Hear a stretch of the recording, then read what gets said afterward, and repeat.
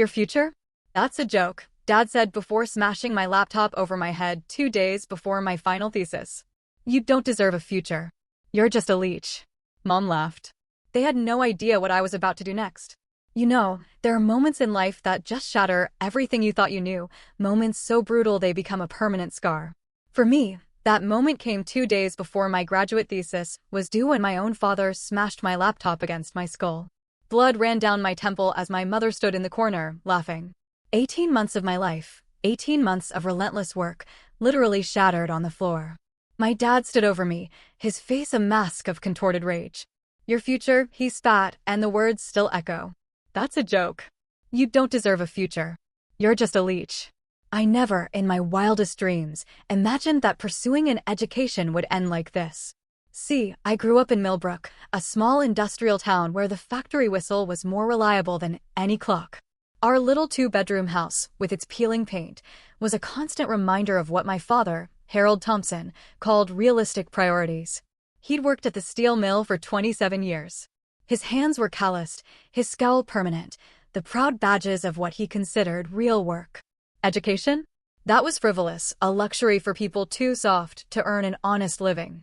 My mom, Doris, worked part-time at the local diner, always making sure the house was exactly as Dad demanded. She'd learned early on that contradicting him led to days of cold silence or explosive arguments.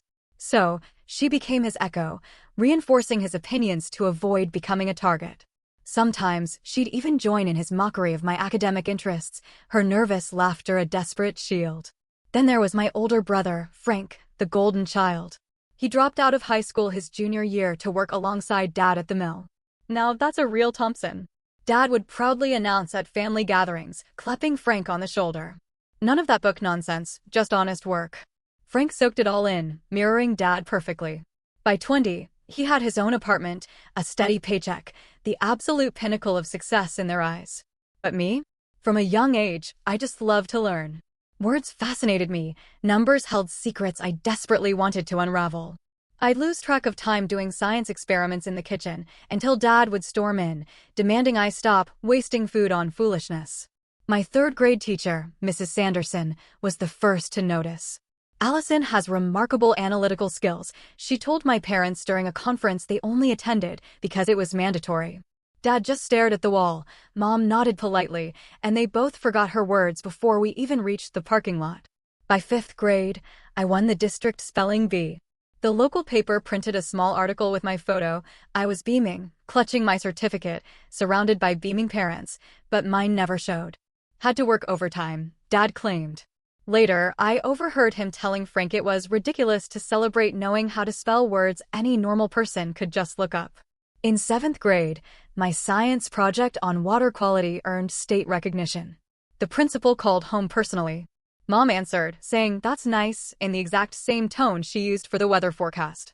When I asked if they'd drive me to the state competition, 2 hours away, Dad scoffed. We're not wasting gas, so you can play scientist. That won't put food on the table. High school became my sanctuary. I joined every academic club, staying late until the last possible moment before heading home. My English teacher, Mr. Vaughn, loaned me books from his personal collection. Your mind is exceptional, Allison, he told me once. Don't let anyone dim your light. My math teacher, Miss Garcia, stayed late to help me prepare for AP exams. College will open doors you can't even imagine yet, she encouraged. When I became valedictorian, the principal called my parents to invite them to the ceremony. They didn't attend. Dad had a fishing trip planned with Frank. Mom claimed a migraine. I delivered my speech to a crowd of strangers, fighting back tears as other students ran to hug their proud parents. I stood alone until Mr. Vaughn approached with a small wrapped gift, a journal with an inscription, *, your journey is just beginning. The world needs your voice, *. That night, I made a secret promise to myself. I would be the first Thompson to attend college. Not just any college, but the best one that would accept me. Education would be my escape route from the narrow future my family envisioned. Each rejection of my achievements only fueled my determination.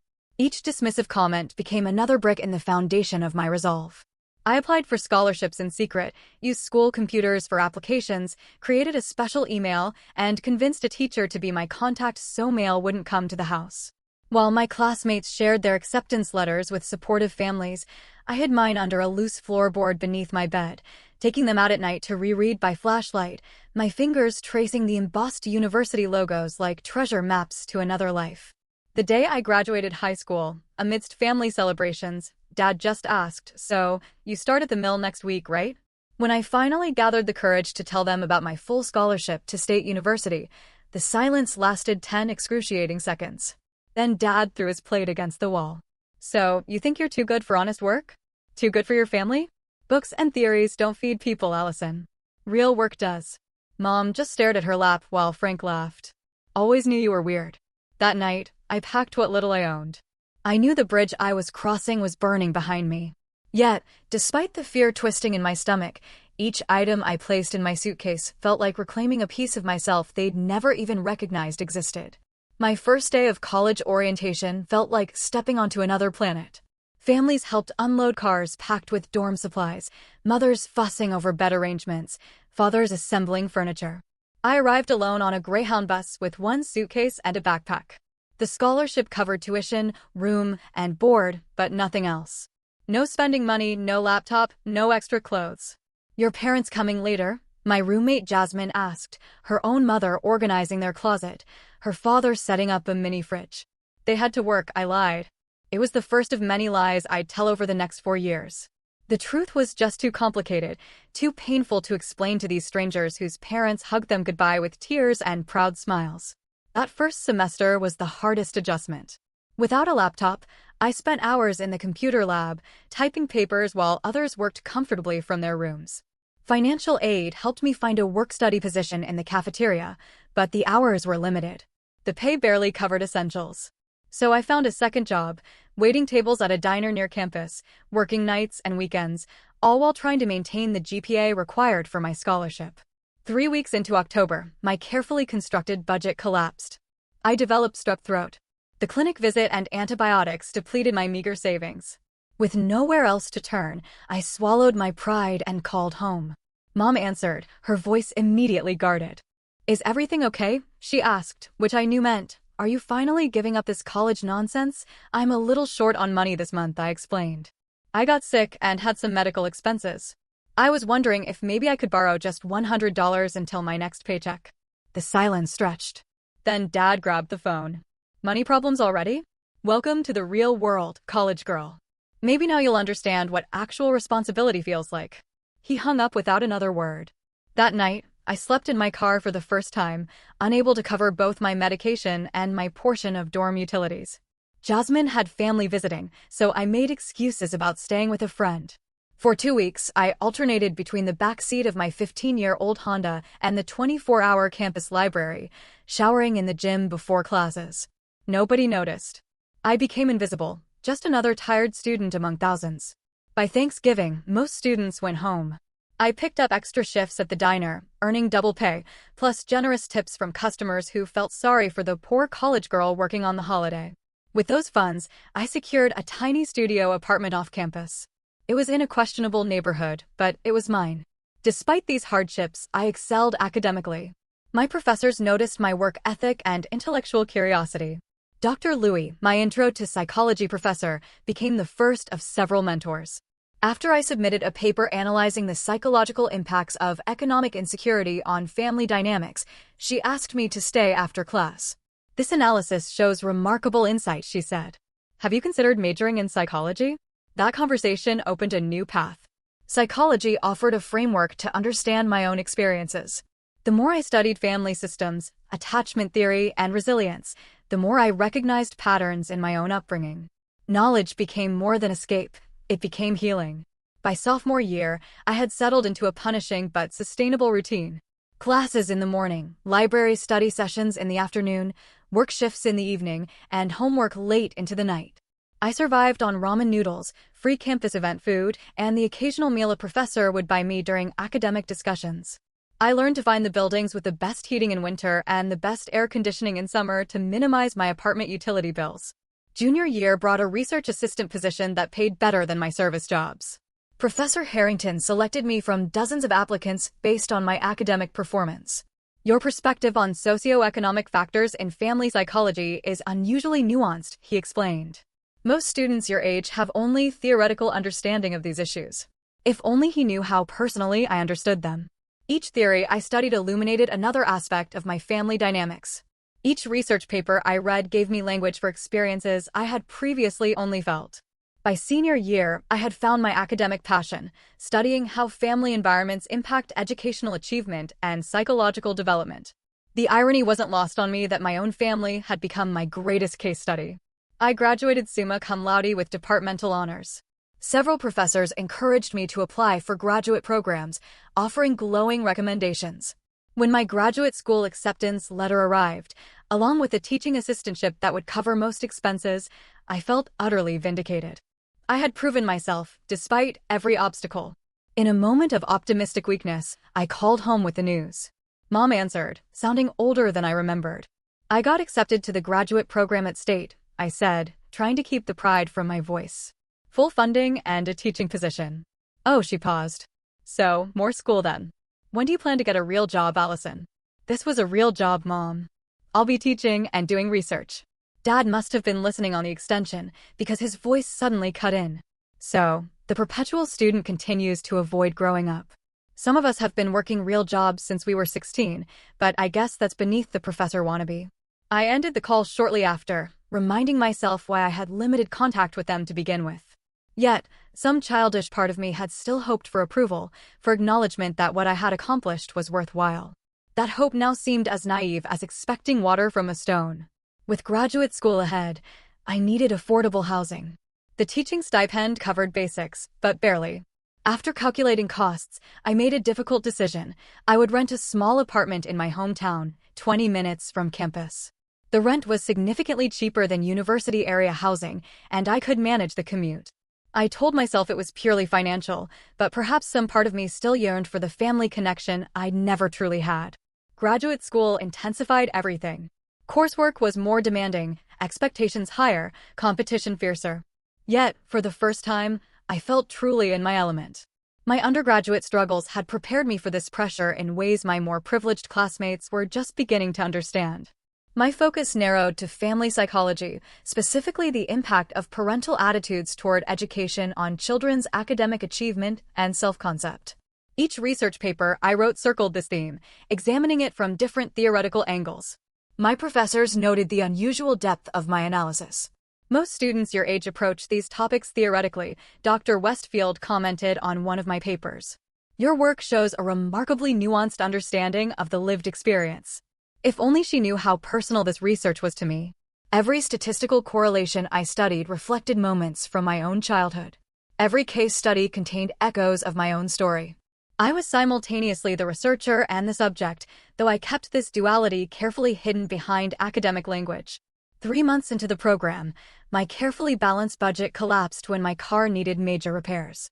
The teaching stipend barely covered rent, utilities, and food, with nothing left for emergencies. After exhausting all other options, I reluctantly called my parents. I need a place to stay for just a month or two while I save for a new car, I explained, hating the vulnerability in my voice. I can pay some rent, help with chores, and I'll be at the university most days anyway. To my surprise, they agreed with minimal argument. Dad grumbled about me coming back with your tail between your legs, but Mom seemed almost pleased. Maybe, I thought naively, time had softened their attitudes. Maybe seeing my dedication would finally earn their respect. The first week went surprisingly well. I set up a small workspace in my old bedroom, now used mainly for storage. I established a routine of leaving early for campus and returning late, minimizing our interaction. Mom occasionally left plates of food in the refrigerator with my name on them. Dad limited his commentary to occasional muttered remarks about career students, but nothing directly confrontational. This fragile piece allowed me to focus on developing my thesis proposal.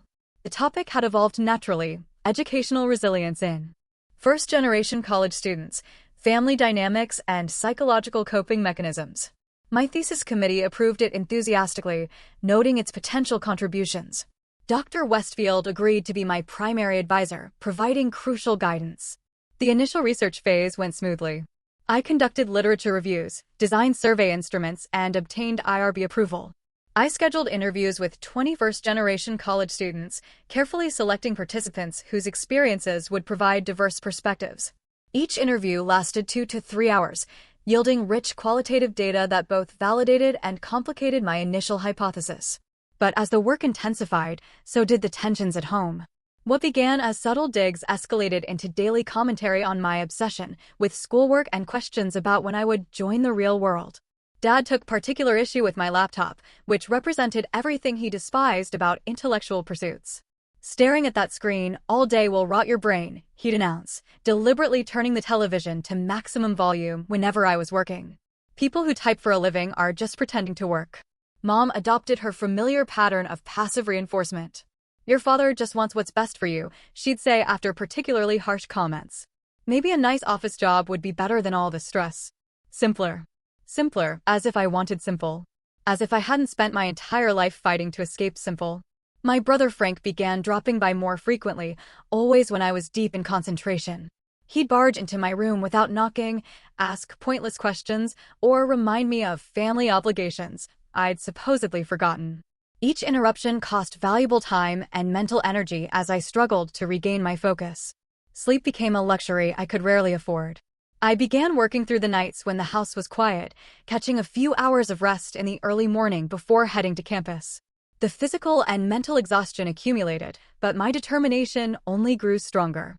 Every obstacle they created fueled my resolve to complete this thesis, to prove once and for all that their limited vision of my worth was wrong. 6 weeks before my submission deadline, Dr. Westfield reviewed my draft and provided critical feedback that necessitated substantial revisions. Your analysis is strong, she explained, but you need to restructure your findings to more clearly address the theoretical framework. These connections are implicit in your work, but they need to be explicit. This setback coincided with technical issues that corrupted some of my backup files. I lost several days of work, forcing me to reconstruct complex statistical analyses from memory and scattered notes. The pressure mounted as the deadline approached with seemingly insurmountable obstacles. Each day I felt the thesis slipping further from completion. The night I overheard my parents talking about me in the kitchen was the breaking point. I had come downstairs for coffee, desperate to stay awake for another all-night writing session. Their voices drifted from around the corner. She thinks she's so smart with all those books and big words, Dad was saying. What good is a fancy degree if you still live with your parents at 24? Frank had his own place at 19. I worry about her, Mom replied. Not in defense, but in agreement. All this education and for what? No husband, no children, just papers nobody will ever read. Waste of time and money, Dad concluded. Should have gone to work after high school like a normal person. I retreated silently to my room, their words burning like acid in my chest. With renewed determination, I worked 20 hours straight, fueled by coffee and rage. By the time dawn broke, I had reconstructed the lost analysis and implemented most of Dr. Westfield's suggested revisions. My thesis was 90% complete, with 48 hours remaining until submission. That morning, Dad escalated his interference, barging into my room every 30 minutes with trivial demands or comments. Each interruption scattered my thoughts like startled birds that took increasingly longer to return.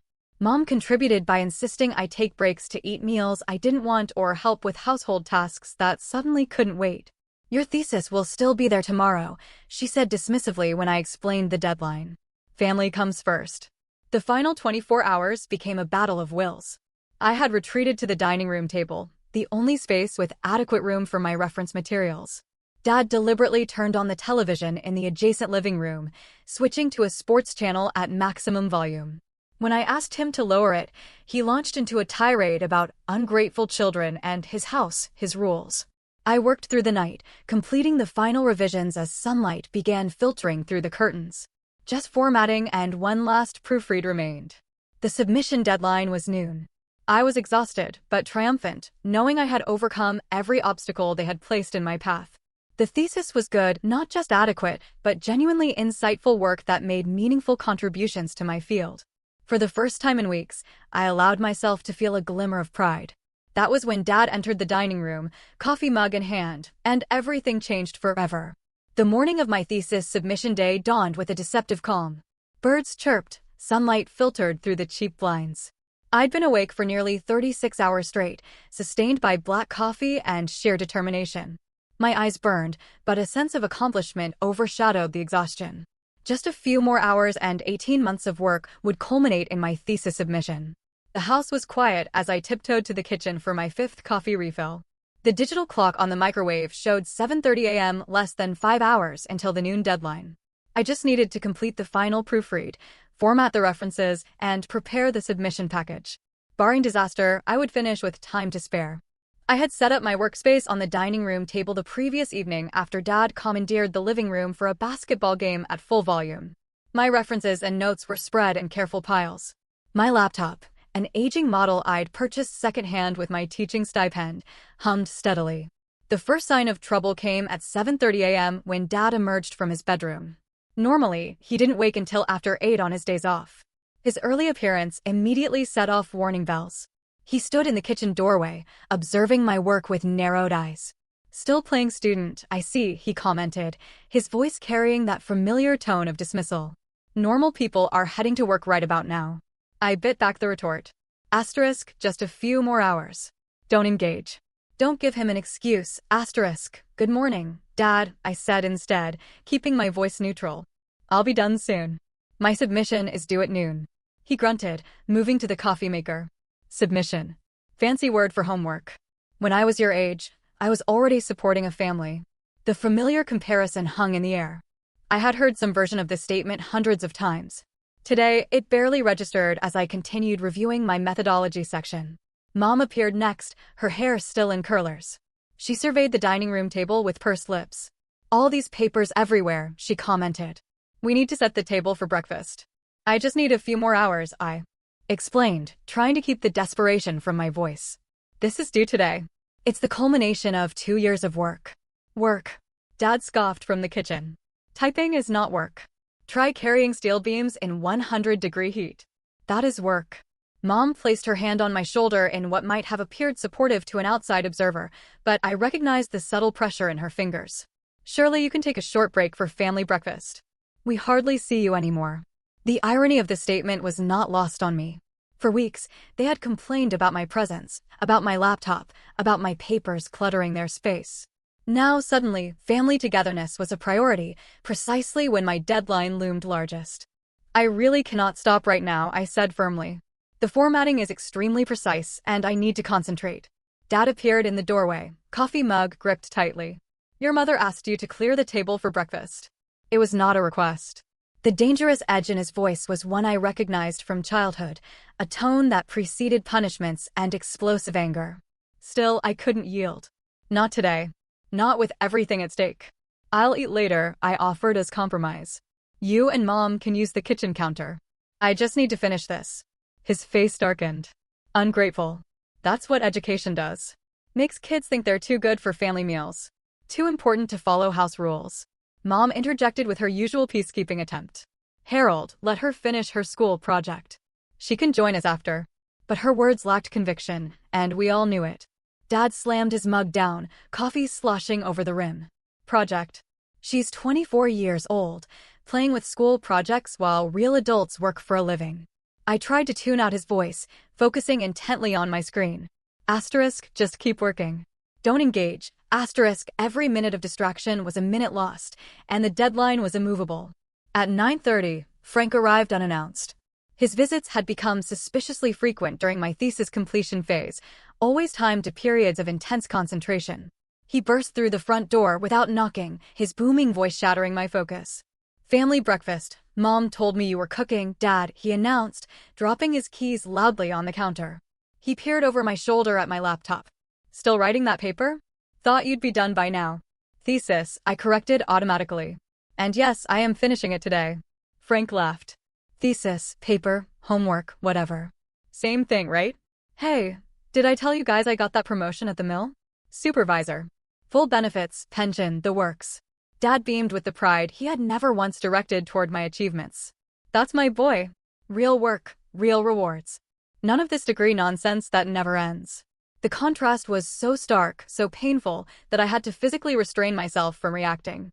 I took a deep breath and returned to my citations, determined to maintain focus despite their deliberate provocations. The next 2 hours passed in a blur of passive-aggressive comments, deliberate noises, and thinly veiled hostility. Mom repeatedly entered the dining room to dust surfaces that didn't need dusting. Dad increased the television volume every 15 minutes until it reached absurd levels. Frank engaged in loud phone conversations directly behind my chair. By 11:30, my nerves were frayed to breaking point, but triumph was within reach. The thesis was formatted correctly, citations verified, abstract polished. All that remained was the final save and submission through the university portal. I was actually going to make it, despite everything. That was when the internet connection failed. I stared at the error message in disbelief. No connection available. I checked my phone. No service there either. With mounting dread, I walked to the living room where Dad sat watching television with perfect internet connectivity. "The internet is out in the dining room," I said, struggling to keep my voice steady. "I need to submit my thesis in the next 30 minutes. Can you check the router?" He didn't look away from the screen. "Internet working fine for me, but it's not working on my laptop or my phone," I explained, panic rising. "Please, this is critical. I have to submit by noon." He turned slowly, his expression unreadable. Funny how these emergencies always revolve around your schoolwork. Never seem to have technical problems when it's time to help your mother with chores. The realization dawned with sickening clarity. "Did you do something to the internet?" A small, satisfied smile played at the corners of his mouth. "My house, my internet. Maybe I put on parental controls. Maybe the dining room is a no-computer zone now." Blood rushed to my face as anger and desperation collided. 18 months of work, countless all-nighters, the culmination of my graduate program, all jeopardized by his petty power play. "I need to submit this thesis," I said, my voice shaking with the effort of restraint. "This is my future, Dad." He laughed, a sound utterly devoid of humor. "Your future? That's a joke." He stood up, suddenly looming over me. "What future does endless schooling give you? Frank has a house, a promotion, a real life. What do you have?" "A stack of papers nobody will read, and student debt." Mom appeared in the doorway, drawn by the escalating voices. Instead of intervening, she stood silently, her presence tacit approval of his behavior. "I need to get this submitted," I repeated, moving toward the router on the shelf. "I'll reset the connection myself." His hands shot out, gripping my arm with bruising force. "You don't touch anything in my house without permission. Let go of me," I said, yanking my arm away. "This is insane. I just need internet access for 5 minutes to submit my work." "Your work," he sneered. "You mean your excuse to avoid real responsibility? Your high and mighty education that makes you think you're better than us." Decades of suppressed rage and hurt suddenly crystallized into clarity. "This has never been about my education," I said, the realization breaking through like sunlight. "This has always been about your insecurity. You're threatened by the fact that I chose a different path." His face contorted with fury. "You ungrateful little," and that was when I committed the unforgivable sin in our household. I interrupted him. "No, I am not ungrateful. I am ambitious. I am determined. And I am not going to let you sabotage my future because you don't understand it." I turned my back on him, heading to the dining room to collect my laptop. I would drive to campus if necessary, though the 30-minute commute would likely mean missing the deadline. Still, I had to try. I heard him following, his heavy footsteps vibrating through the floor. I reached for my laptop just as he entered the room. "You think you're so much smarter than everyone," he said, his voice dangerously quiet. "So much better than your family because of your precious education." I didn't respond, focused on quickly gathering my materials. Time was running out. "Look at me when I'm talking to you," he demanded. When I continued packing, his hands slammed down on the table. I said, "Look at me." I turned, clutching my laptop to my chest like a shield. "I have to go. We can talk about this later." "There is nothing to talk about," he said, advancing toward me. "You need to learn respect. You need to learn your place." "My place is not here," I replied, the truth of it ringing clear. It never was. That was when something in his eyes changed, his final restraint snapping. Later, I would recognize it as the moment when his need to control overwhelmed everything else. In that instant, he was no longer my father, but simply a man who could not bear to be defied. "Your future," he repeated, his voice eerily calm. "That's a joke." His hand shot out toward my laptop. Time seemed to slow as his fingers closed around its edge. For a bizarre moment, I thought he might just take it away, hide it until the deadline passed, a childish punishment for my perceived insolence. I could not have imagined what came next. With a strength born of decades of physical labor and incandescent rage, he wrenched the laptop from my grasp. I watched in disbelieving horror as he raised it high above his head. Our eyes locked for a fraction of a second. There was no hesitation in his, no moment of paternal reconsideration, just cold, deliberate fury. The laptop came down with brutal force against the side of my head. The impact exploded through my skull like a gunshot. Pain bloomed instantly, bright and searing. The corner of the device struck just above my right temple, and I felt the skin split open. Warm wetness began trailing down my face. The blow sent me staggering backward until my shoulders hit the wall. My vision blurred, darkening at the edges. Through the disorientation, I saw my laptop hit the floor, the screen separating from the keyboard with a sickening crack of plastic and electronics. 18 months of work, shattered in an instant. "You don't deserve a future," Dad snarled, standing over me as I slid down the wall. "You're just a leech." The most shocking sound came next. Laughter. My mother's laughter, high and nervous, from the doorway where she stood watching. Not intervening, not calling for help, not showing an ounce of maternal protection. Just laughing, as if her husband had told a slightly off-color joke rather than assaulted her daughter. "Harold," she finally said, still giggling inappropriately. "That's enough now." Enough. Blood was trickling into my eye. My thesis, my graduate degree, my future, lay in pieces on the floor. And this was simply enough now. Dad stood over me, chest heaving as if surprised by his own actions, but not remotely regretful. "Clean yourself up," he muttered finally. "And clean up this mess, too." He turned and walked away, Mom following him like a shadow. I heard them in the kitchen, the casual domestic sounds of coffee being poured, a refrigerator opening and closing, as if nothing extraordinary had happened, as if he hadn't just crossed a line that could never be uncrossed. I remained on the floor for several minutes, stunned into immobility. The pain in my head pulsed with each heartbeat.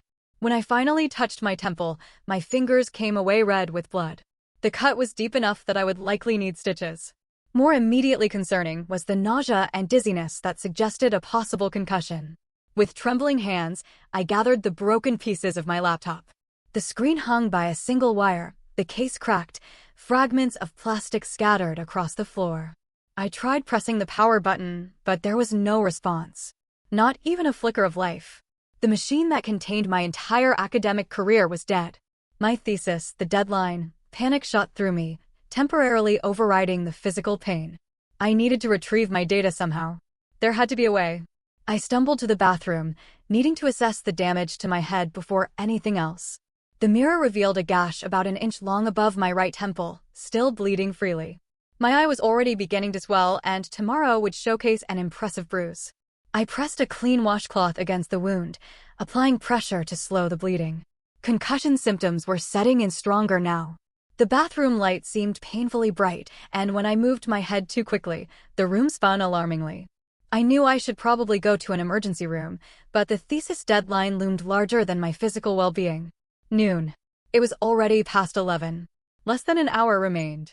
I returned to the dining room, washcloth still pressed to my head. Frank had appeared at some point and was sitting at the table, scrolling through his phone with casual indifference. "Dad really got you good," he remarked without looking up. Should have known better than to talk back. The casualness with which he acknowledged the assault, without condemning it, was perhaps more chilling than the attack itself. This was normal to them. This was acceptable. "I need to get my thesis files off this laptop," I said, ignoring his comment. "Do you have a computer I can use? I have to submit by noon." He laughed. "Still worried about homework after Dad just knocked you into next week? Your priorities are messed up, sis." "Please," I said, hating the pleading in my voice, but desperate enough to beg. "This is my graduate thesis, everything I've worked for. I just need to access the files." He finally looked up, shrugging. "Sorry. Left my laptop at home. Besides, that thing's toast. No way you're getting anything off it." I knew he was right. The damage was catastrophic. Still, I had to try. With shaking hands, I gathered the broken pieces in my bag. Blood continued seeping through the washcloth, but I had no time to deal with it properly. I needed to leave. Mom appeared in the doorway as I was preparing to go. "Where do you think you're going?" she asked, as if I were a teenager breaking curfew rather than an injured adult. "To the hospital, and then to campus," I replied, not looking at her. I couldn't bear to see the woman who had laughed while I bled. "Your father is still upset," she said, her voice lowered. "Maybe you should wait until he calms down." Apologize for provoking him.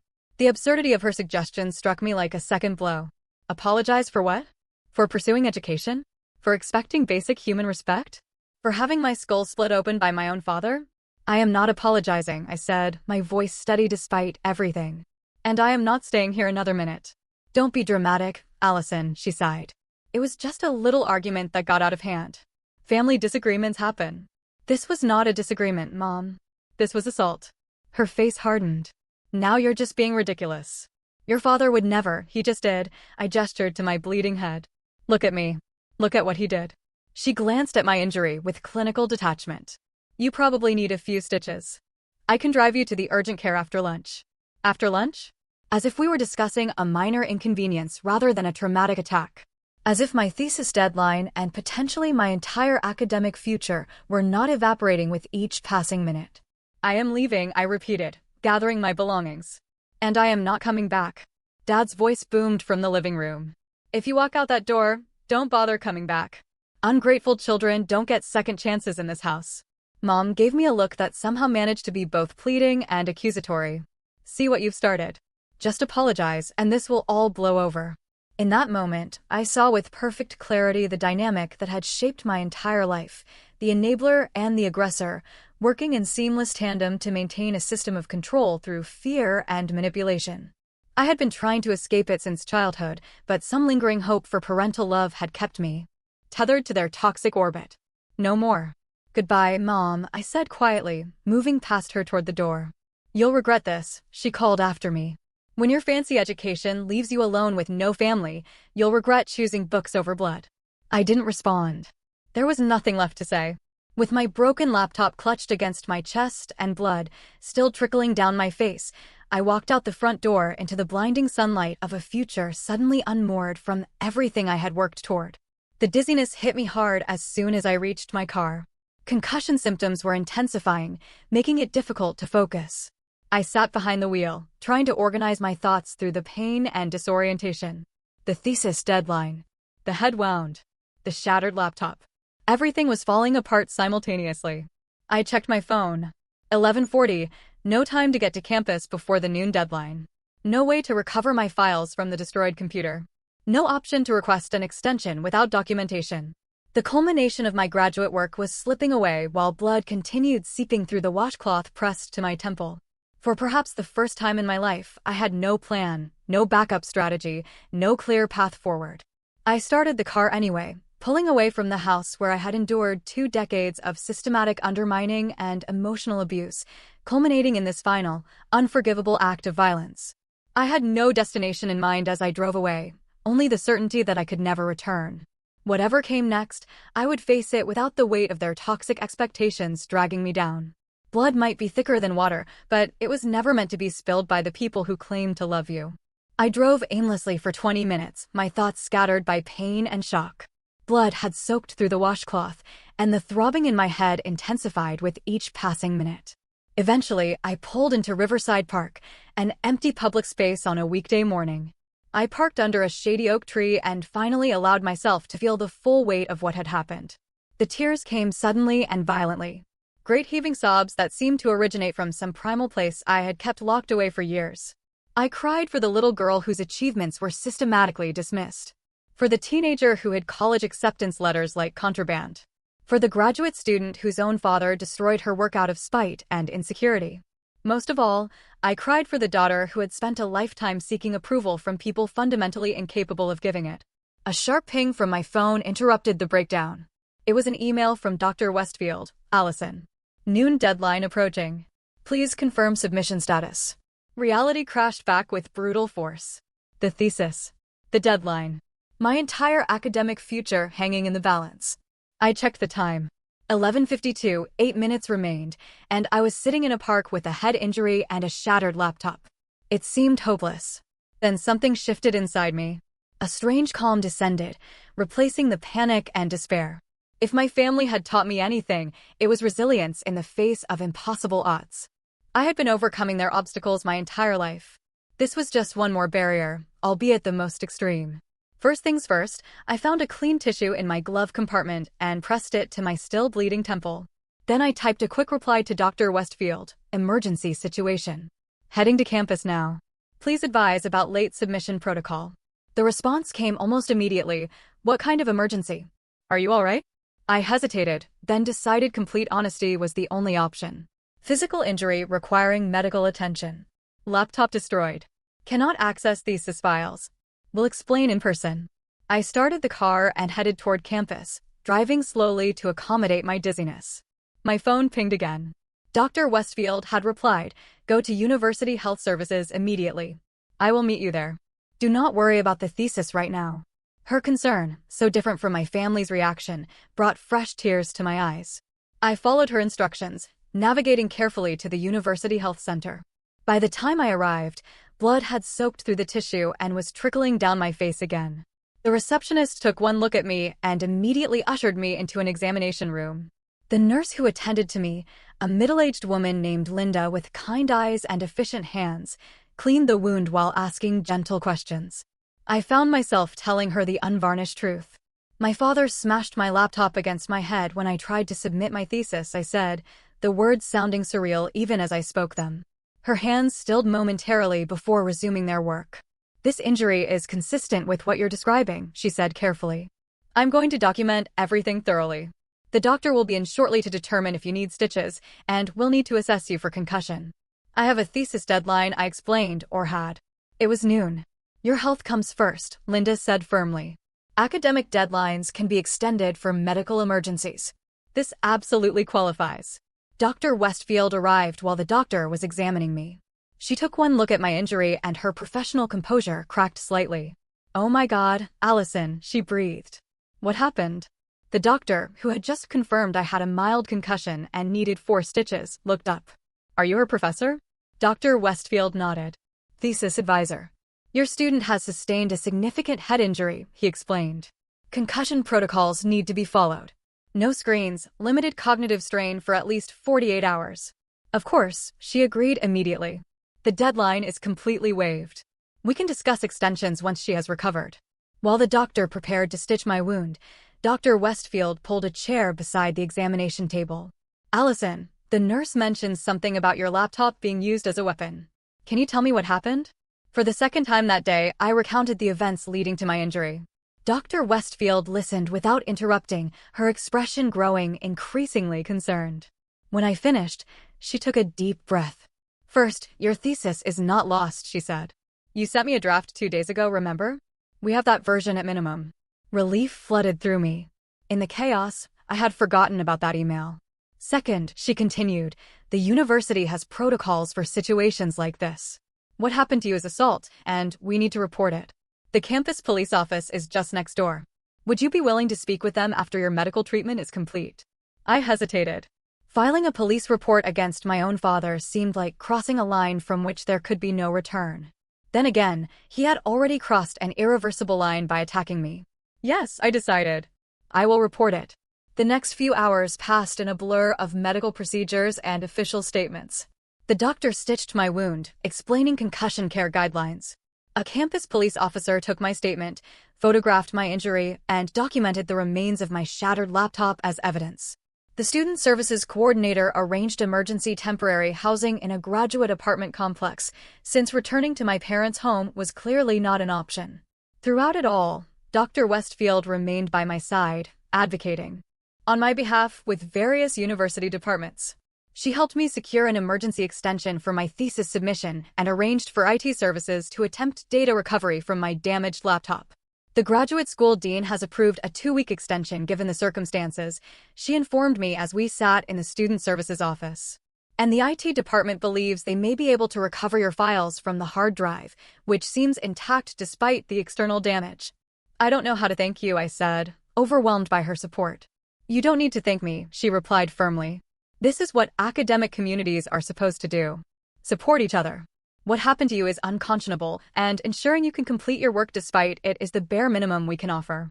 Her words struck a profound chord. Support. Community. Concepts so foreign to my family experience that they seemed almost mythical.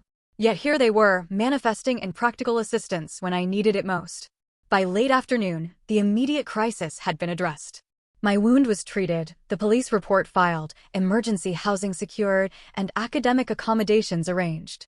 The IT department had taken my laptop, promising to attempt data recovery overnight. I was instructed to rest and follow concussion protocols, which meant no reading or screen time for at least 24 hours. As Dr. Westfield walked me to my temporary housing, she asked a question that caught me off guard. "Allison, is this the first time your father has been physically violent with you?" "Yes," I answered truthfully. "The emotional abuse has been constant, but this was the first physical attack." She nodded thoughtfully. "I suspected as much from your research focus. Many scholars in family psychology are drawn to the field through personal experience." Her perceptiveness was unsettling yet validating. "Is it that obvious?" "Only to someone familiar with the patterns," she assured me. "Your insight into family dynamics has always seemed unusually nuanced for someone your age." Now I understand why. We reached the apartment building, and she helped me get settled in the simple but comfortable emergency housing unit.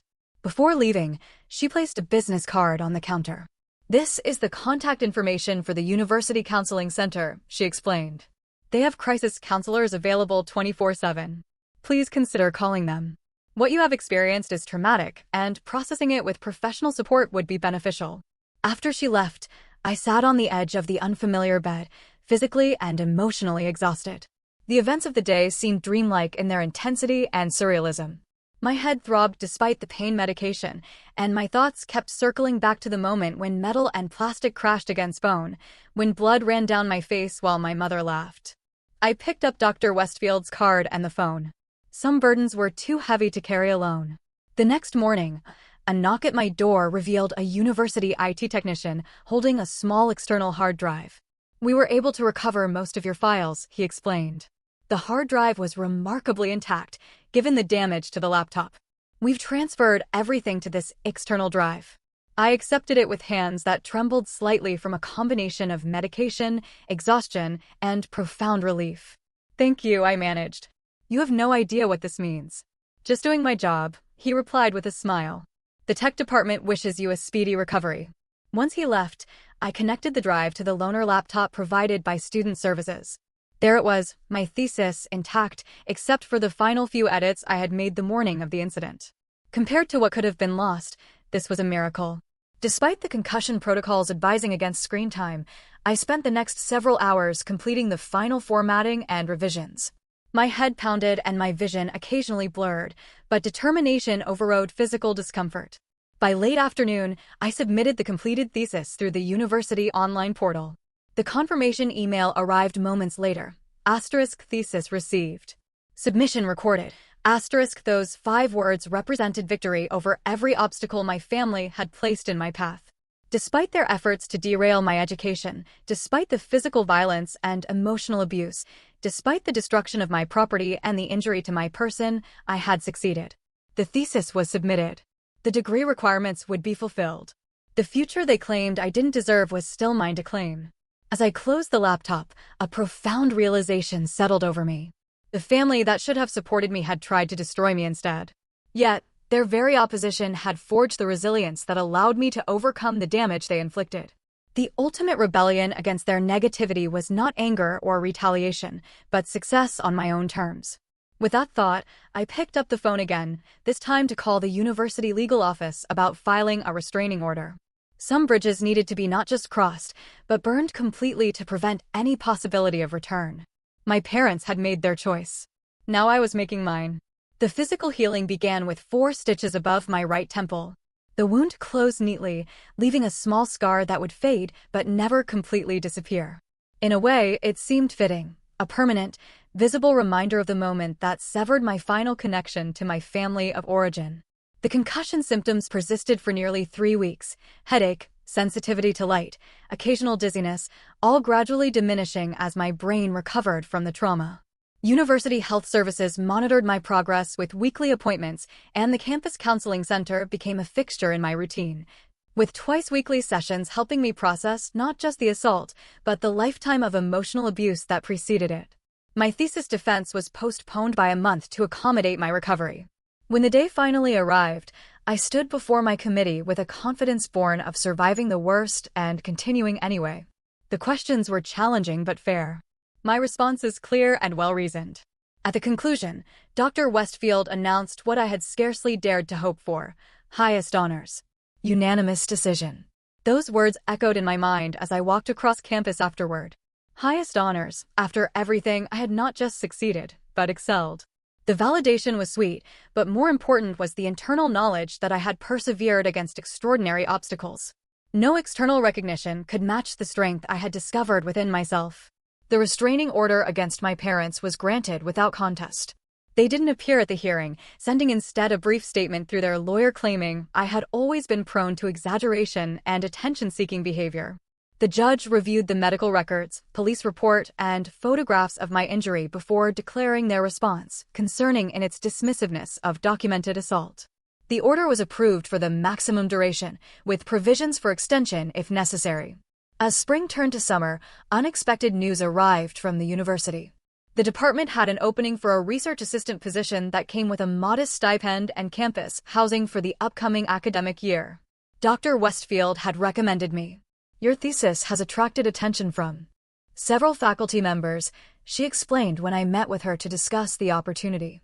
The intersection of family dynamics, educational resilience, and first-generation student experiences is increasingly relevant to our institutional goals. We would like you to continue and expand this research. The position would allow me to remain in the academic environment where I had found support and purpose, while establishing my independence on firmer footing. I accepted immediately. 2 months after the assault, as I was settling into my new campus apartment and research role, an unexpected visitor appeared at my office door. Frank stood awkwardly in the hallway, looking simultaneously defiant and uncertain. "Can we talk?" he asked, his usual bravado notably absent. I hesitated, my hand instinctively rising to the faint scar on my temple. "That depends on what you want to say." He flinched slightly at the gesture. "I'm not here to defend them," he said quickly. "What Dad did was wrong. Really wrong." The admission shocked me into silence. Frank had always been our father's echo, reinforcing every criticism, amplifying every dismissal of my choices. "Mom and Dad told everyone you fell and hit your head on the table," he continued. "But I saw the broken laptop. I know what really happened. And you're just now acknowledging this? 2 months later." He looked down. "I should have said something that day. Should have stopped him or helped you afterward. I know that." The apology was implicit rather than stated outright, typical of the emotional constipation that characterized my family's communication style. Still, it represented a significant departure from our previous dynamic. "Why are you here, Frank?" I asked directly. "I got you something," he said, reaching into his jacket pocket. He produced a small box which he placed on my desk. Inside was a new laptop, significantly nicer than the second-hand model that had been destroyed. The gesture was simultaneously touching and insufficient, a material solution to a problem that ran bone deep. "Thank you," I said carefully. "But a laptop doesn't fix what happened." "I know," he admitted. "Nothing really fixes it. Dad crossed a line that day. Mom too, with her reaction." He paused, seeming to struggle with his next words. "I've been thinking a lot about how they treated you compared to me. How they always made your achievements seem worthless while praising me for basic stuff. It wasn't fair." Coming from Frank, this acknowledgement was seismic. He had benefited his entire life from the uneven distribution of parental approval. Recognizing it required a level of self-reflection I hadn't thought him capable of. "No, it was not fair," I agreed. "But it shaped who I am, for better or worse." "Mostly better, it looks," he said, glancing around my university office with what seemed like genuine admiration. "You made it despite them. Maybe even because of them, in some weird way." His insight surprised me. Perhaps he was more perceptive than I'd given him credit for. "Will you keep in touch?" he asked as he prepared to leave. "Not with them, just with me. I'd like to know how you're doing." I considered the request carefully.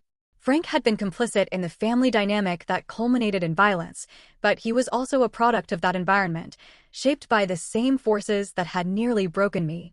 "We can try," I offered slowly. It was a small opening, but significant. The ability to selectively reconstruct family connections on my own terms was a form of power I had never possessed before. As my research position evolved into a more permanent role, I began incorporating my personal experiences into outreach programs for first-generation college students from challenging family backgrounds.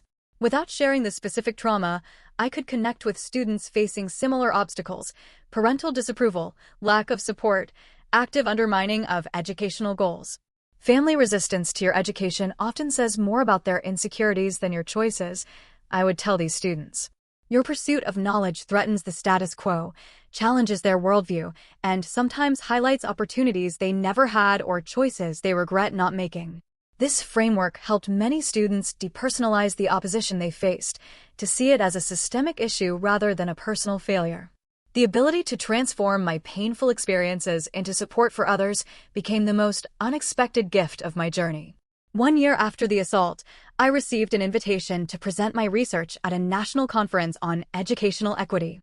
Standing at the podium before hundreds of educators and researchers, I felt a profound sense of vindication. The path that my father had literally tried to beat me away from had led to professional recognition, meaningful work, and a community that valued precisely what my family had dismissed. Educational resilience is not just about academic persistence despite socioeconomic barriers, I explained during my presentation. It is also about maintaining self-belief when the people who should be your strongest supporters become your most significant obstacles. For many first-generation students, the greatest achievement is not the degree itself, but the psychological strength required to pursue it in the face of active discouragement from those whose approval they most desire. The standing ovation that followed was gratifying, but the real reward came during the networking session afterward, when student after student approached to share how my framework had helped them understand their own family dynamics. I had transformed personal trauma into professional insight that benefited others. There could be no more complete victory over the narrative my parents had tried to impose. As for my parents themselves, the distance I maintained proved to be the healthiest choice. Occasional updates from Frank indicated they remained unchanged, still minimizing the assault as a misunderstanding and portraying themselves as victims of an ungrateful daughter. Their inability to acknowledge the reality of what happened only confirmed the wisdom of my decision to remain apart from them. The greatest insight came gradually through both professional study and personal reflection. Their treatment of me had never truly been about me at all. My father's rage, my mother's enabling, my brother's initial complicity, all stemmed from their own limitations, fears, and unfulfilled potentials. Understanding this did not excuse their behavior, but it liberated me from the weight of wondering what I could have done differently to earn their approval. Nothing. The answer was nothing. Because their disapproval was never about my choices or achievements. It was about what those achievements reflected back to them, about their own lives. My success became a mirror they could not bear to look into. So they tried to shatter it instead. In breaking away, I found the freedom to define family on my own terms. The colleagues who supported me through crisis. The students who shared their similar journeys. The mentors who recognized my potential when my parents could not. These people became my chosen family. Connected not by blood, but by mutual respect, shared values, and genuine care for each other's well-being. 2 years after the laptop incident, I stood in my new apartment, hanging the framed copy of my graduate degree on the wall. The small scar on my temple had faded to a thin silver line, visible only if you knew exactly where to look. Like so many aspects of that day, it had diminished but not disappeared, integrated into who I had become rather than defining me. My phone chimed with a message from Dr. Westfield. Curriculum Committee approved your proposed course on family dynamics and educational resilience for next semester. Congratulations, Professor Thompson. I smiled at the title. Professor Thompson. The future my father had claimed I didn't deserve was now undeniably mine. Not despite his cruelty, but because of how it had forged me. Every obstacle they placed in my path had ultimately strengthened my resolve. Every dismissal had deepened my determination. The most profound lesson of my journey was not about family trauma or academic resilience, though these were significant. The deeper truth was about the human capacity to transform pain into purpose, to alchemize the lead of rejection into the gold of self-actualization. We cannot control the families we are born into, but we can choose the people we become and the families we create for ourselves. Have you ever had to overcome opposition from the very people who should have supported you? How did you find the strength to pursue your dreams despite their discouragement?